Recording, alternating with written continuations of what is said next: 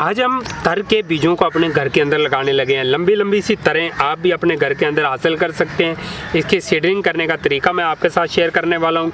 कोई rocket science नहीं है, बहुत इजी तरीके से हम इसको लगा सकेंगे। सीज़न देखेंगे, मट्टी देखेंगे और चलें वीडियो को शुरू करते हैं इसी मज़ेदार टॉपिक के साथ।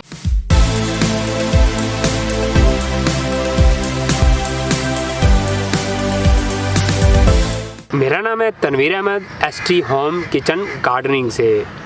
तो चलें वीडियो शुरू करते हैं। लें जी, तर के बीज में लगाने लगा हूँ कोकोपीट के अंदर। इससे पहले मैं आज की तारीख बता दूँ। आज 24 तारीख है अप्रैल की 2023 है जब मैं बीजों को लगाने वाला हूँ। तर के बीजों को आप कब लगा सकते हैं? तर के बीजों को आप फरवरी, मार्च, अप्रैल तक इजीली अपने घर के अंदर लगा सकते हैं। मई में भी लगा सकते हैं।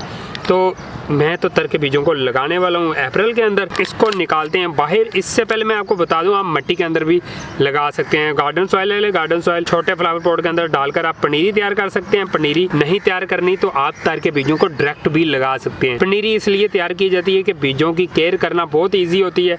एक छोटी सी जगह पे बीज सारे लगे होते हैं, वहाँ पे पानी दे दिया, वहाँ पे उनको अगर कवर करने की जरूरत है कवर कर सकता है बंदा। तो अगर खुली जगह पे लगा देंगे तो वो फिर पूरे हिस्से की हमें केयर करना पड़ती है। ये हमारे आगे तर के बीजों को निकालते हैं बाहर। और मैंने ले लिया यहाँ पे कोकोपीट।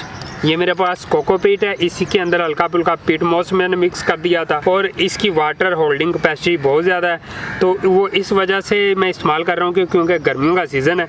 तो पानी आपको पता मिट्टी के अंदर जल्दी ड्राई हो जाता है, तो इसके अंदर पानी इतनी जल्दी ड्राई नहीं होगा। लेकिन जी बिस्मिल्लाह करते हैं और बीजों को लगाना शुरू करते हैं। मैं 2-2 बीज रखूँगा ताकि अगर एक जर्मिनेट ना भी हुआ तो दूसरा जर्मिनेट हो जाएगा। अगर दोनों जर्मिनेट हो गए तो एक पौधे को हम निकाल कर फेंक भी सकते हैं इजीली।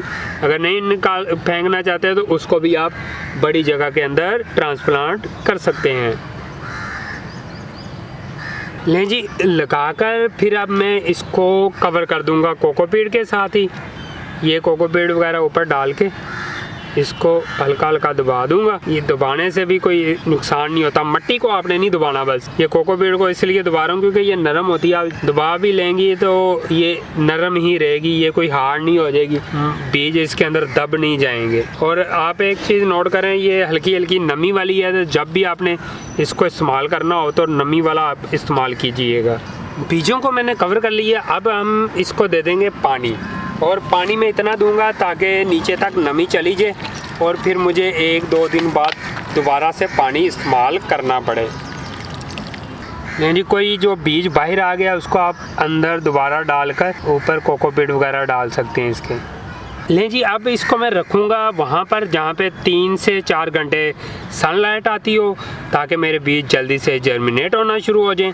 अगर 1-2 घंटा भी सनलाइट आपके पास आती है तो वहाँ पे भी आप रख सकते हैं। बिल्कुल भी आपने छाँव के अंदर इसको नहीं रखना और बिल्कुल भी सारे दिन की धूप के अंदर भी नहीं रखना। और अगर आपके पास ग्रीन नेट लगा हुआ है घर के अंदर तो फिर ही बहुत ज़बरदस्त है, तो आप ग्रीन नेट के नीचे रख सकते हैं इसको। तो मुझे उम्मीद है कि आपको ये वीडियो अच्छी लगी होगी। वीडियो अच्छी लगी है तो वीडियो को लाइक ज़रूर कीजिएगा और भाई के चैनल को सब्सक्राइब भी ज़रूर कीजिएगा। मिलते हैं एक नेक्स्ट वीडियो के साथ, तब तक के लिए अल्लाह हाफिज़, बाय बाय।